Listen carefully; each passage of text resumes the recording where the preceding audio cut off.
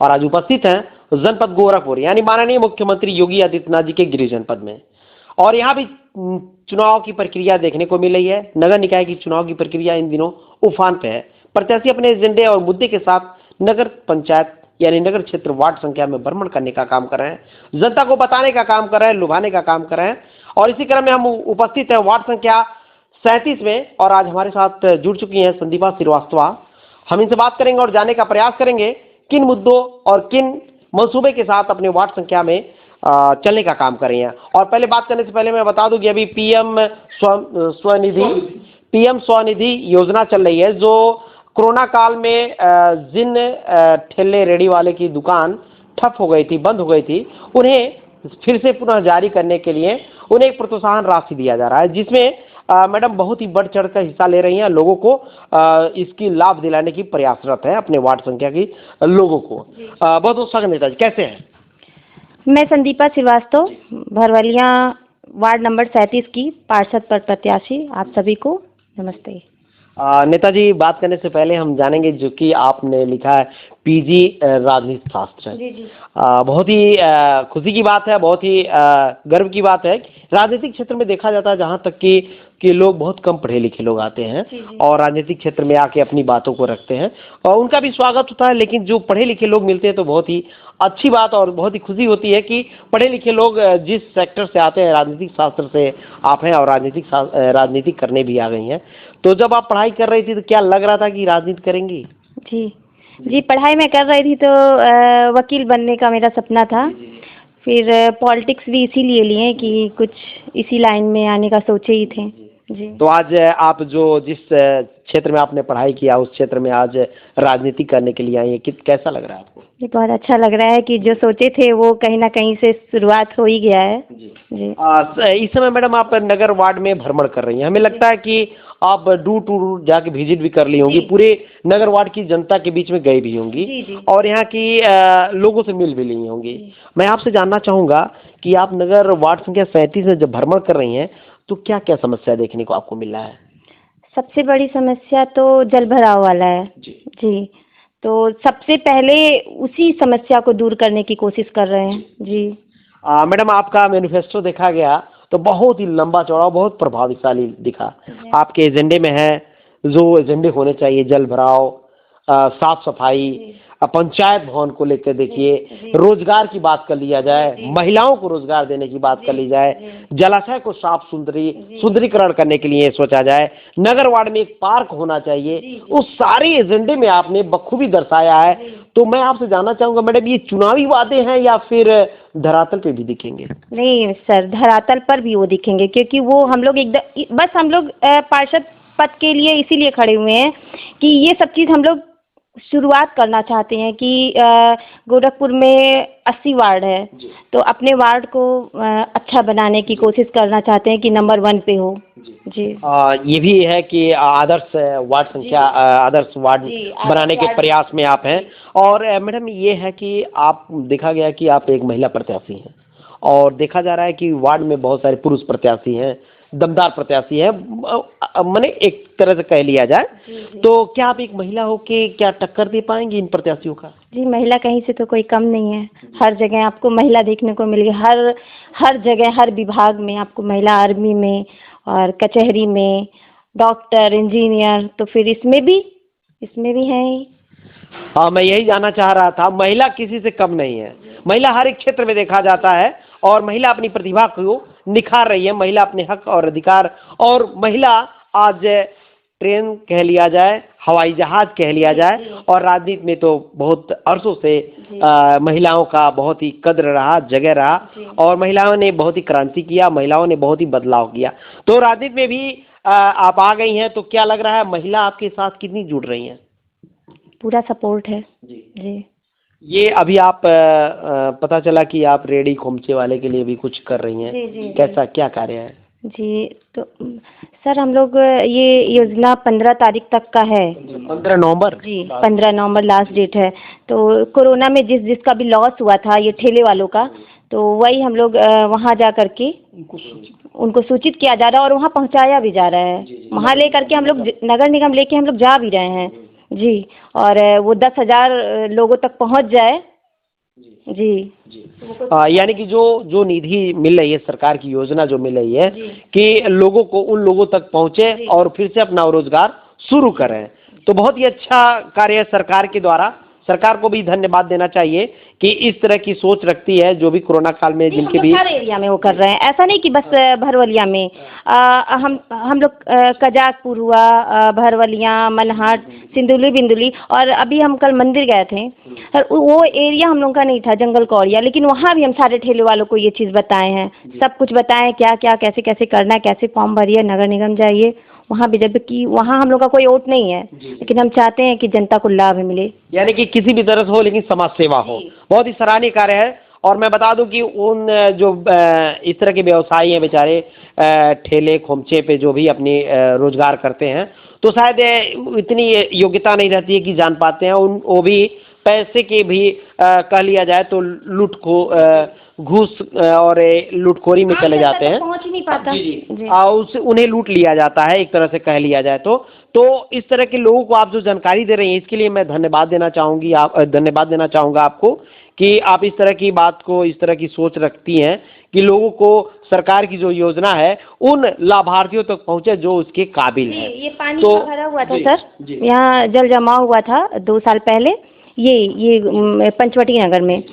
तो हम तो किसी पद पे थे नहीं, लेकिन फिर भी वो सारा रोड बनवाए हम खुद के पैसे से कि जनता को सुविधा मिले उधर। अच्छा, ये रोड भरवली जी, ये इधर वाला रोड जो है खुद अपने बजट, जी खुद अपने बजट से बनवाया गया। लेकिन एक ऐसे भी प्रत्याशी मिल गए हैं, वादे तो बड़े लंबे लंबे लोग करते हैं, लेकिन धरातल पे दिखता नहीं है। लेकिन नेताजी बता रही हैं कि मैंने खुद के अपने बजट से, यानी किसी नेता, ठेकेदार या कहीं की और पॉलिसी लाके हमने नहीं बनवाया, खुद बनवाए, खुद मैं अपने बजट से खड़ंजा का कार्य किया, जनहित में कार्य किया, लोगों के सुख दुख में और लोगों के सुविधाजनक कार्यों में मैंने जो योगदान दिया वो सराहनीय है। नेताजी, ये सोच कहाँ से आई? लोग तो सोचते हैं कि कहीं से मिल जाए तो लगा दिया जाए। अच्छा लगता है लोगों के साथ, लोगों का साथ देना, लोगों की हेल्प करना, मदद करना अच्छा लगता है।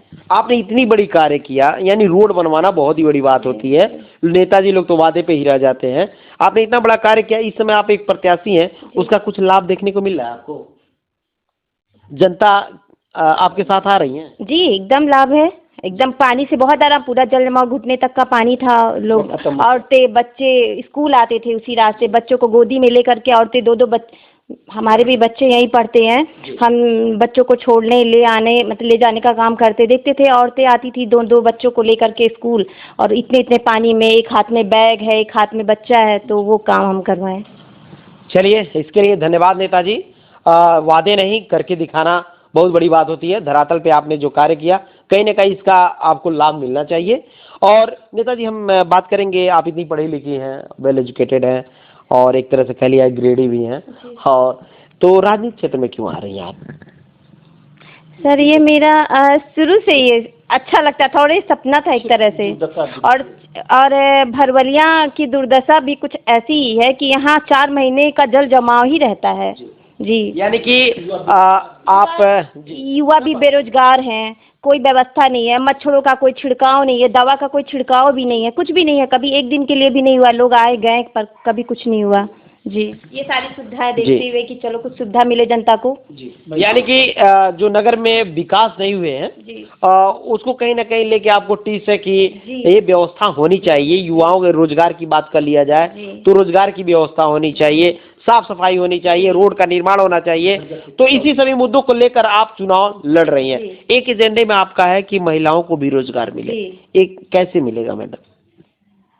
महिलाओं को स्वरोजगार सिलाई के द्वारा और प्रशिक्षण दिया जाएगा। जी, घर की किसी न किसी संस्था से आप उससे जोड़ के महिलाओं को रोजगार देने का कार्य करेंगे। इस समय मैडम आप चल रही हैं तो कितना समर्थन मिल रहा है? युवा कह लीजिए, बुजुर्ग कह लीजिए, पिता तुल्य बुजुर्ग लोग, कितना सहयोग आपका? सपोर्ट तो है जी, सपोर्ट तो है, वो फिर सपोर्ट है, फिर वो तो टाइम ही बताएगा। फिलहाल अभी तो सपोर्ट है। आप एक महिला प्रत्याशी हैं, कितनी मजबूती लग रही है आपको? 100%। किस प्रत्याशी से आपको डर लग रहा है कि ये प्रत्याशी मुझे हरा सकता है? हम ये सोच के इस पार्षद पद पे आए नहीं है कि हमको किसी से डर लगे। हम हार और जीत के बारे में सोच नहीं रहे हैं। जी। निरंतर अगर पार्षद पद पे हम आ गए तो अच्छा होगा, ये हमको पता है, ये हमको अंदर से खुशी है। अगर हम आ गए तो क्षेत्र का विकास 100% पूरा होगा। आपकी बातों को लोग कितना समझ रहे हैं? सर ये तो टाइम बताएगा। जी सहयोग मिल रहा है? जी, सहयोग तो है। चलिए, अंत में हमारे चैनल के माध्यम से क्या निवेदन करना चाहेंगे आम जनता से? चुनाव को लेकर क्या कहना चाहेंगे?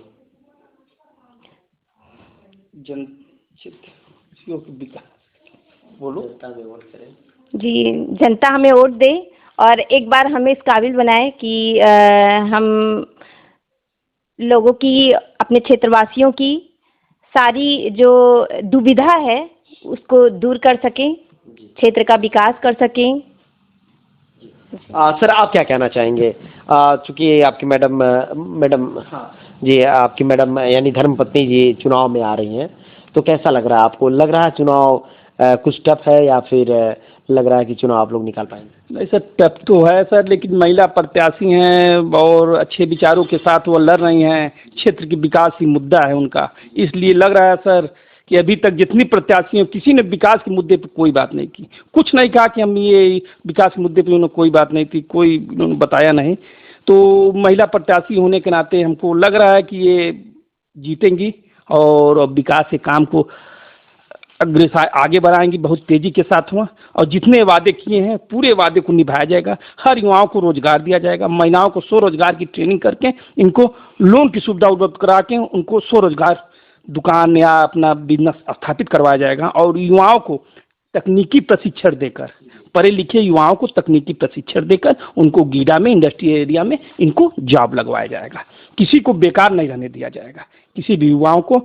और निःशुल्क जन सेवा केंद्र का संचालन किया जाएगा। पंचायत भवन पे, प्रत्येक पंचायत भवन पे निःशुल्क जन सेवा केंद्र का संचालन होगा, जिससे जनता को गवर्नमेंट द्वारा संचालित योजनाओं को आसानी से उसका लाभ मिल सके और अनावश्यक भाग दौड़, कचहरी और कोर्ट से इनको मुक्ति मिले, एक ही स्थान पे उनके सभी काम हो जाए। सर क्या निवेदन करना चाहेंगे जनता? और सर जनता, युवाओं को और महिलाओं को और सर बुजुर्गों को पेंशन की व्यवस्था, हेल्थ इंश्योरेंस और जीवन बीमा, तीनों की व्यवस्था भी उपलब्ध करवाई जाएगी।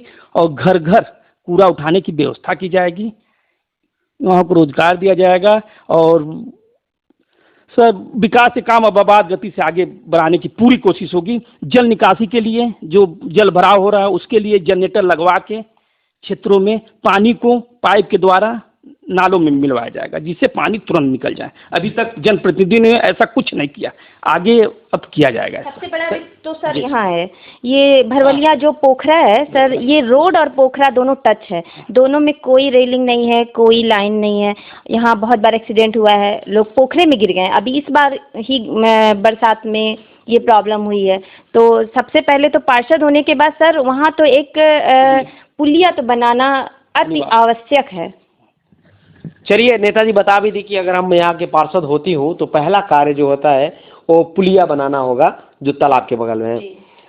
तो ये रहे संदीपा श्रीवास्तवा, हाँ, जो वार्ड संख्या 37 के उम्मीदवार हैं पार्षद पद की, जिनके बहुत बड़े एजेंडे हैं और हमें लगता है एजेंडे लोगों तक पहुंचेंगे ही।